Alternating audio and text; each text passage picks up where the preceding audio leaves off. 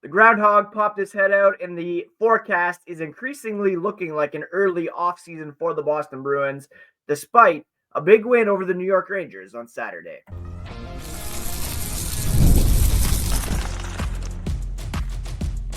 You're Locked On Bruins, your daily podcast on the Boston Bruins, part of the Locked On Podcast Network, your team every day.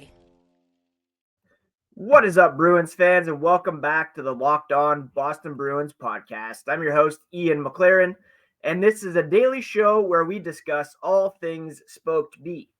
Today is Monday, February 3rd, and I want to thank you so much for making Locked On Bruins part of your daily routine. Free and available on your favorite podcast app and on YouTube. And it's all part of the Locked On Podcast Network, your team every day. Please do hit that subscribe button if you have not already. Today's episode is sponsored by FanDuel. New customers can bet just $5, and if you win, you'll score $200 in bonus bets. Download the app or head to FanDuel.com to get started. And before we get started, looking back at Saturday's win over the New York Rangers and also previewing the week ahead, only 3 games remaining until the Four Nations face-off. A quick reminder, you can find the podcast on social media at Locked NHL Bruins, and you can find me, my hockey thoughts, dad jokes, at Ian C. McLaren.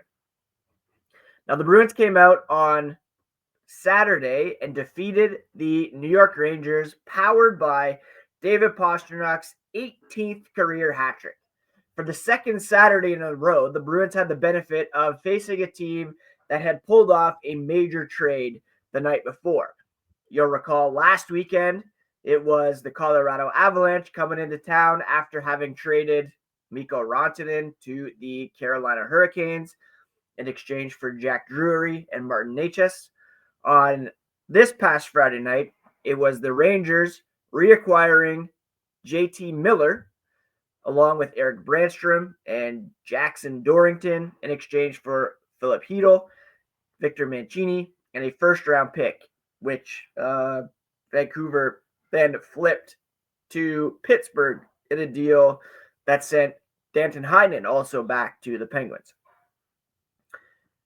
Having said all that, it was David Pastrnak who stole the show. He was named the first star of the month for January, just prior to puck drop, after recording 11 goals, 13 assists in 14 games in the first month of 2025 to lead all NHLers in those categories. And then he came out and recorded his 18th career hat trick. Just an incredible run that David Pastrnak is on. This is his 8th 10-game point streak of his career, passing Bobby Orr for second most in Bruins history. David Pastrnak is just on an unbelievable roll right now, as I mentioned. 11 goals, 13 assists in the month of January, and then he starts February with a 4-point game. 3 goals and 1 assist.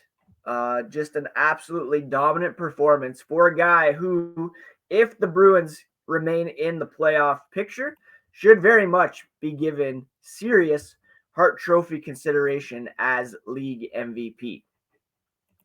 Now, one of the big storylines from this game, apart from David Pastrnak's hat trick and JT Miller scoring a couple goals for the Rangers in his re-debut for this team, was the chemistry that was shown between David Pastrnak and Matt Poitras. Poitras recording 2 primary assists on Pastrnak goals. The first one was an absolutely beautiful play where Poitras went in on the forecheck, beat Adam Fox for the puck behind the net, beautifully swung it out front where David Pastrnak was waiting to pop it past Igor Shesterkin. I've always likened Poitras' game to that of former Bruins great David Krejci. His ability to weave in and out of the defense, to spin away from them, to maintain possession, to find open players, to get in on the forecheck, dig out the puck, and get it to an open sniper. It was exceptional, and Matt Poitras has been displaying that, especially as of late. Now, it's important to note that both Poitras and Vinny Lettieri were reassigned to Providence on Sunday, but those have to be, at least in Poitras' case, a paper move because he has been so vital to this team over the last little bit and really proved what he can bring to the table here in this victory over the New York Rangers on Saturday. And Poitras' emergence could really change where the Bruins look in terms of a retool moving forward. Maybe they don't look to acquire a center, perhaps, if they think that he can be a top six center along the with Elias Lindholm, hopefully getting in there as well. But Lindholm, it is what it is at this point. Looks like a misfire, to be sure. Coach Joe Sacco said he's happy for Poitras. Really good job by him getting out there at a critical time and making two great plays. David Pastrnak said his first goal, that one where he beat Fox to the puck, got it out front, that was all Poitras, Pastrnak said. Poitras said he saw him, didn't really want to throw it out blindly and feed a transition for the Rangers going the other way. Pastrnak got himself in good position, and while we did complain about him being sent down to begin with, it really does look like that brief stint in Providence was very good for him, working on improving his strength on the puck, getting some big-time minutes. Pastrnak said, both he and Potsy, when they came into the league, were both kind of lightweight. You can definitely relate to Poitras' journey. He's gotten so much stronger compared to a year and a half ago when he first came in. And on that play, Potsy, he said, put it right in his wheelhouse and just decided to shoot it. And good things happen when you do that. The hope is that Poitras can grow into a top two center. Spending big on Elias Lindholm, as Fluto Shinzawa pointed out in The Athletic this morning, does not guarantee an offensive presence. Lindholm does bring some things to the table in terms of penalty killing and face-offs and the like, but when you're looking at upside, Poitras brought that in spades on Saturday, and a big reason why the Bruins were able to pull off that victory over the New York Rangers. Now, does it set them up to be a serious playoff team moving forward and reinforce whether they should be buying or selling at the trade deadline? My contention is that they should still be doing a bit of a retool and that they should, along with Poitras, call up some young guys to see what you have in them. We'll discuss that more coming up here in the stats and signals recap of Saturday's win over the New York Rangers. Super Bowl 59 is here. One game, two teams, endless possibilities, and there's no better way to make every play more exciting than with FanDuel Sportsbook. Whether it's predicting the first touchdown, calling the MVP, or even betting on the coin toss, FanDuel makes it easy to get in on the action. With live betting all game long, you can adjust your bets as the game unfolds and feel the thrill from kickoff to the final whistle. The live betting feature lets you stay involved no matter what happens on the field, and the app is super easy to navigate. And knowing that you can place a $5 bet and potentially win $200 in bonus bets for the Super Bowl, that's the icing on the cake. Download the app or head to FanDuel.com to get started. Bet just $5, and if you win, you'll score $200 in bonus bets. That's FanDuel.com. Bet with FanDuel, the official partner of Super Bowl 59.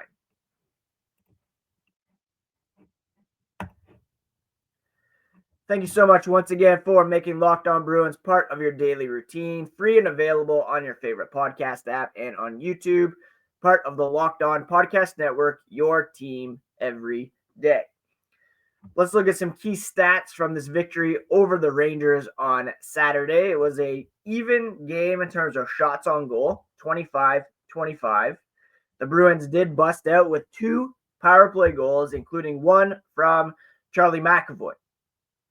A lot was made of Mason Lohrei being taken off top power play duties in favor of McAvoy, who's returning from injury. Lo and behold, McAvoy scores his 6th of the season from Pavel Zacha and Pastrnak to make it 1-0. And if you pop over to Instagram, you would have seen McAvoy putting that game puck or that goal puck in the bassinet with his new son, Reese. Beautiful picture there. And McAvoy back in the lineup, healthy, bringing that big dad energy to the mix. The other power play goal was scored by Pavel Zacha, who's quietly been rolling as of late. I have him on a keeper fantasy team, and his early production this season was not where we wanted it to be, but he's had some pretty good games as of late. Dating back to January 14th, he's had 3 multi-point games. He has failed to record a point only twice and has 3 points over his past 2 games. 4 points over his last 4, and he, along with David Pastrnak and Morgan Geekie, have really been driving the bus for the Bruins here in terms of sticking around in the playoff race. Now, as I was talking before, you could make an argument that Poitras could take that spot, and you have a line of Zacha, Poitras, Pastrnak, selling high on Morgan Geekie. He is a restricted free agent, so there is a measure of control there for the Boston Bruins. But if you're looking at a retool, and look, it's high time the Bruins do start to look forward a little bit here. For so many years, they've been sacrificing draft picks, prospects in the name of being competitive for the playoffs in that particular year. As we'll see here in a moment, it's a real tough fight to get into a playoff spot in the Eastern Conference this year, and it might be time to make some difficult decisions and trade some guys in order to bring in some younger players, perhaps with control, or to recoup some draft picks or prospects to stock up the pretty empty pipeline. And the players you do have at the AHL level could be called up in order to see what they've had. This is an argument I've made time and time again here on the podcast. Georgi Merkulov should be up. He looked very good in his time earlier this season. Maybe you wait a bit on Fabian Lysell, but at least Merkulov, who's 24, you need to see what you have in him, lest he decide to go back to Russia in the offseason or demand a trade because he's not getting a shot at the NHL level. Other stats to note, the Bruins went 2 for 3 on the power play, 1 for 3 on the penalty kill. And overall, just a very strong game for the Bruins. One of their best 60-minute efforts of the season, I would argue. David Pastrnak, of course, led the way with 4 points for the Bruins. Pavel Zacha, Matt Poitras, Brad Marchand, each with 2 points. Brandon Carlo, Andrew Peeke, Charlie McAvoy chipping in offensively from the back end. The shot leader was, no surprise, David Pastrnak. Oliver Wahlstrom and Pastrnak sharing the hits lead with 4 apiece. Now, this game was played on Saturday. There were a number of games on Sunday that affected the Eastern Conference playoff picture, which we'll just touch on here briefly. The Bruins are currently 10th in the Eastern Conference, tied in points with the Tampa Bay Lightning, who are actually outside of the playoff picture at the moment. The 2 wildcard spots are occupied by the Detroit Red Wings and the Columbus Blue Jackets, each who have 59 points. The Red Wings have been absolutely rolling since replacing Derek Lalonde with Todd McLellan. They've won 6 in a row, 7-2-1 over their past 10, and I believe 14-4-1 since McLellan took over. And Patrick Kane missed a handful of games. He's back in the mix.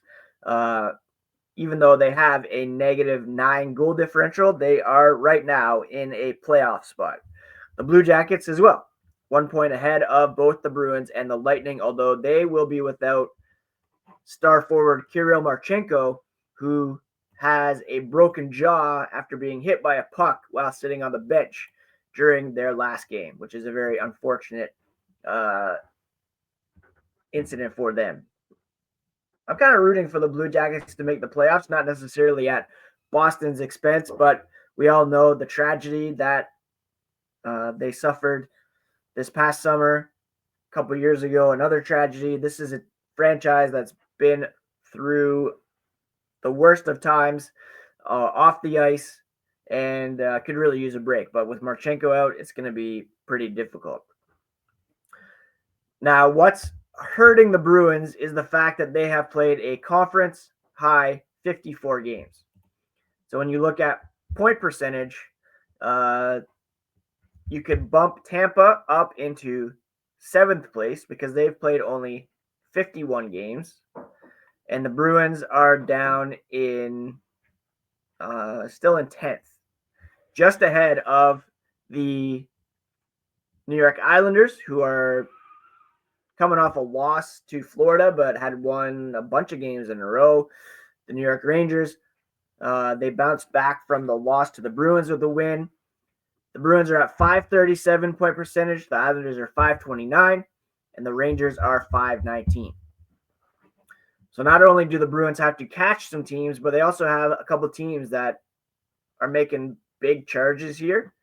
And the fact that the Bruins have played 54 games compared to only 52 for the Islanders, 52 for the Rangers. The Lightning have only 51 games played, so they have 3 games in hand, tied with the Bruins in points.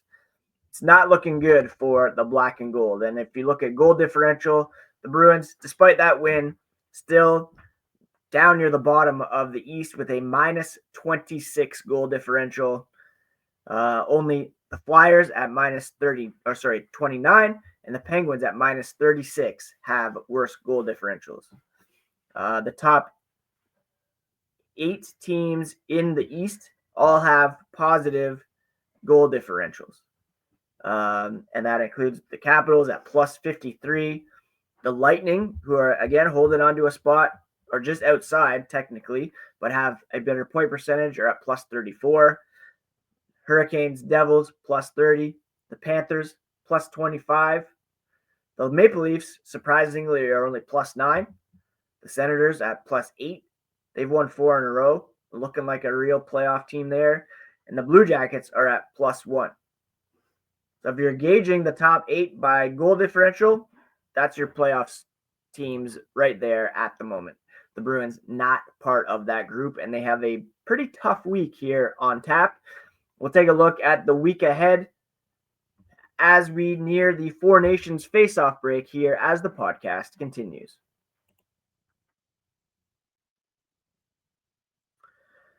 All right, the Boston Bruins have 3 games remaining on their schedule before a 2-week break. And as much as I have lamented David Pastrnak not being able to take part in this tournament, with Czechia not being one of the nations to participate or invited to participate, it may be a good thing because he's been doing so much heavy lifting for this team that he certainly could use a bit of a break. Brad Marchand, Charlie McAvoy, Jeremy Swayman, Elias Lindholm will all be participating. Hey, maybe Lindholm getting to play with some of his Swedish teammates will reinvigorate him and help him find his game so that when they come back from the break, he is firing on all cylinders. The Bruins have, again, 3 games this week, a back-to-back situation, unfortunately. They're not really spread out. They will host the Minnesota Wild on Tuesday, It's a game we'll preview on tomorrow's podcast. They, of course, are without Kirill Kaprizov, who was also a Hart Trophy candidate before getting injured. So that's a situation where they may be able to take advantage of that. But still a pretty good team there in the Minnesota Wild. Then they will travel to New York to take on the Rangers in a rematch on Wednesday evening. Then they'll get 2 days off before hosting Bruce Cassidy, Jack Eichel, and the Vegas Golden Knights on Saturday, the 8th of February. And then they will not resume their schedule until the 22nd, when they will host the Anaheim Ducks.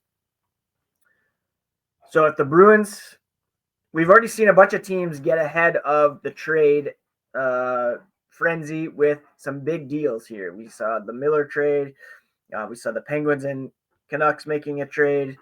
A lot of movement already around the NHL. And, it's about time that Don Sweeney decides where he is going to, which direction he's going to head in. The Philadelphia Flyers made a big trade as well, trading Morgan Frost, Joel Farabee to the Calgary Flames. They've already kind of played their hand. Honestly, it still feels like, despite the win over the Rangers bounced back with a win over Vegas on Sunday. They are certainly a team looking to jump into the playoff race. Maybe it's more of a seller's market because there will be more buyers. The more buyers there are, fewer sellers. It's better for the sellers because it can start more of a bidding war. So maybe teams are in on Trent Frederick or Morgan Geekie, who are the Bruins' key free agents. Maybe you look to move a Charlie Coyle or a Brandon Carlo, guys who teams could get 2 playoff runs out of, seeing as they are signed through next season. Or maybe you look to move a Justin Brazeau or a Cole Koepke, who have been pretty good contributors so far this season. Maybe a team wants to check out Michael Callahan or Parker Witherspoon. Anything should be open and on the table for the Boston Bruins here as they head towards the trade deadline, which is on March 7th, and here in this break, because obviously we've seen that teams have been active. If they lose all 3 of these games, they'll only have, 25 games remaining. Time is running out for them to get back into the playoff race and to secure a playoff spot. And again, even if they get there, what are the chances that they'll actually be able to do anything of significance in the playoffs? Is that team that played on Saturday against the Rangers what we can expect night in and night out, a full 60-minute effort? Or are there still some warts on this roster that you look at and say, a bunch of teams are going for it this year, maybe let's take a step back, reassess some things, look at who our core players are. We have a great core, of course, in McAvoy, Pastrnak, Swayman. Anytime you have those guys in their primes, you don't want to waste an opportunity. But at the same time, the Bruins have been so present focused for so long that their future has really been sacrificed. And it's not too hard to envision selling off a few pieces at least and getting some draft capital built up, some prospects in the pipeline to ensure that these core guys are supported for years to come. That's the end goal here, is to have continued, sustained success with this core. And if you continue to sacrifice first-round picks or prospects, and eventually you're going to age out.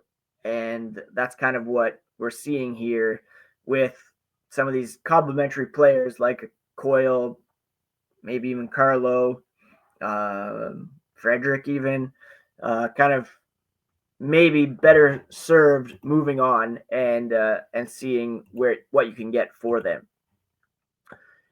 All that to say, it's going to be a big week for the Bruins, of course. Once again, 3 games on tap. I'll preview, recap them all, bring you all the latest on the black and gold here on the Locked On Boston Bruins podcast, because that's what we're all about here. I hope you all had a great weekend. Please do take care of yourselves, take care of each other. Crazy times out there, but we will get through it all together talking about the Boston Bruins. If you need some fantasy advice, check out Locked On Fantasy Hockey next. And Steal and Flip will give you all the tips you need to win your week.